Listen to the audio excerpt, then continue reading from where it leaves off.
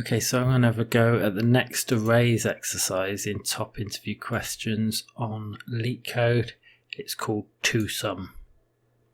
Given an array of integers, nums, and an integer target, return indices of the two numbers such that they add up to the target.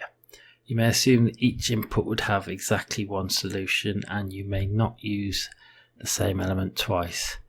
You can return the answer in any order. So for example, given the array 2, 7, 11 and 15 with a target of 9, we need to output 0, 1, which is the indices of 2 and 7, which add up to 9. Given the array 3, 2, 4 and a target of 6, we need to output 1, 2, which is the indices of 2 and 4, which add up to 6.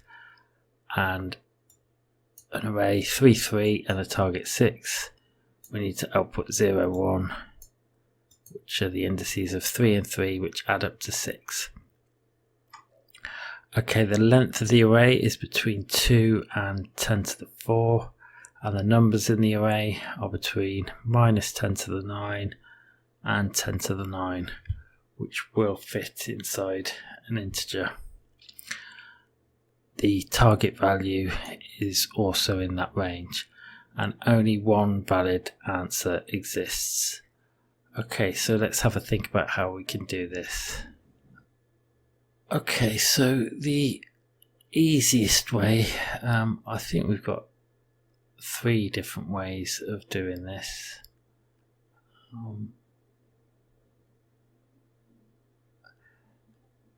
The easiest way to do it will be to have 2 loops, an outer loop which is going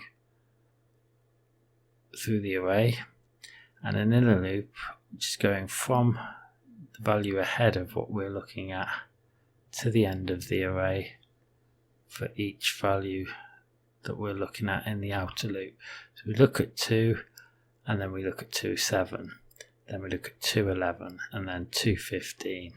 If we can't find 2 of those values that add up to the target, we'll move the outer loop along 1 to look at the 7, and then we'll carry on looking at the remaining values. So we'll look at 7 and 11, 7 and 15. If we don't find a match there, we'll go move the outer one along and look at 11, and then the inner loop to 15.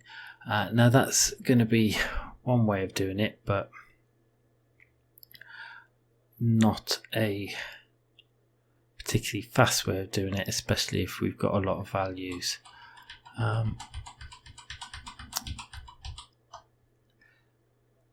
Obviously in this case we would find the answer straight away, but if these values were further along, it may take us some time to get there. Now, is there any benefit in sorting the array? I don't think so, because there's negative values. I think the way I'm going to do it is to scan through the array once and put all the values into a hash set. So I'm just going to scan through the array and stick all the values into a hash set. 2, 7, 11 and 15.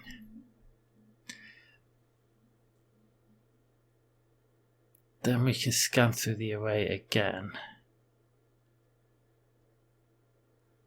So we look at the 2.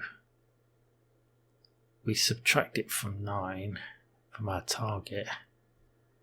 So when we're looking at 2, we say 9 minus 2 is 7, and then look in the hash set to see if we've got a 7. In this case we have, so we'll succeed. So that is not going to be brilliant, but it's going to have a better time complexity than looping within a loop. So let's have a look at that.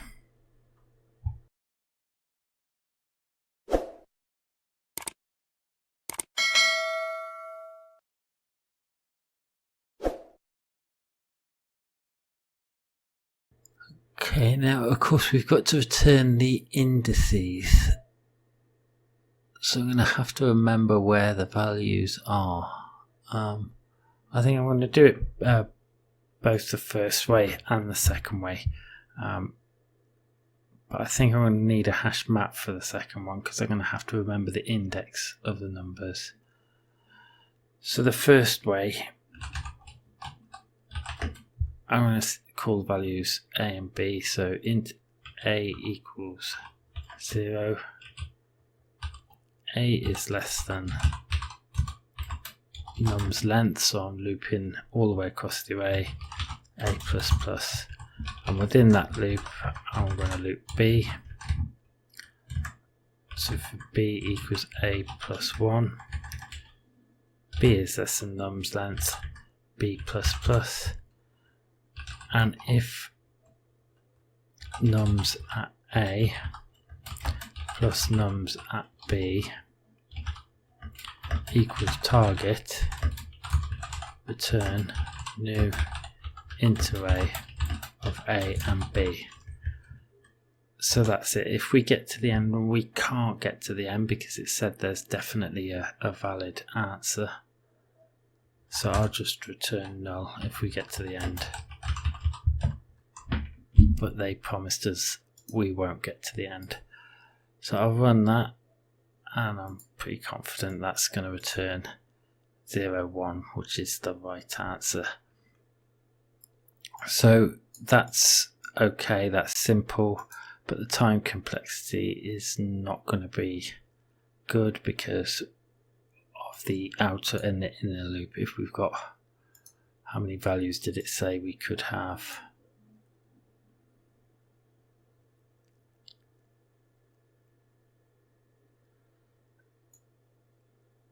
It said we had between 2 and 10 to the 4 values, so if we do a loop within a loop and it's the very last 2 values that we that sum up to the target, then that's not going to be good. So I'm going to make a hash map. I'm going to loop straight to the array and put the values and the indices in the hash map.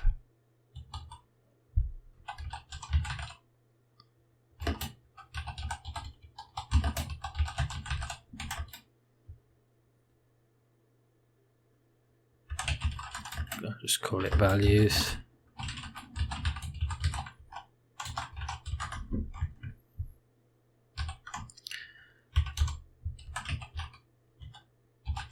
I'm going to say values, put the value and the index of the value. So the key of the hash map is the value, because that's the thing I want to be able to look back at very quickly, and the index is the value in the hash map. Now, are all the values distinct? They are all distinct, or at least the correct value is distinct, because it says there's only one solution, so that's okay. If we overwrite this, that's fine. So now I'm going to loop through the array again, and I'm going to work out that the target value that we want is target minus a. And then I'm going to say if values contains key target value, then what we want to do is return a new int array with the index of the value that we're looking at now. That needs to be nums a. So a is the index, and then we want values get target value. So look back into the hash map and get the index of the target value, and that's the second way of doing it. The first way is so much easier. I think it's tempting just to submit that, but I think that this is right. and there's the answer 0, 1. So I'll submit that. Okay, there's just one more thing to make sure. It did say that the values I can't use the same value twice. So I'm just going to say here, if A is not equal to values get target value, because otherwise we might end up, if we have a number, for example, if the target was 4, it would look at the 2, it would then look back and say, have we got a 2? It would have it, and it would return 0, 0 as the answer, even though we're not allowed to use the same value twice. So that's my solution. I'm going to submit that and see how it does.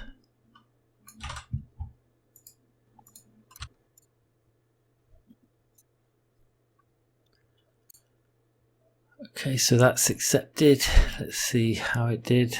Okay, so it was, the runtime was faster. So you see other people have probably done the loop within the loop, but most people avoided that, which seems to be the key thing to do in this sort of exercise. The memory distribution, so we did okay. I wonder if other people may have built another array. I'm not sure what they would have done, but I'm happy with that. So that's my solution to TwoSum. Thanks for watching.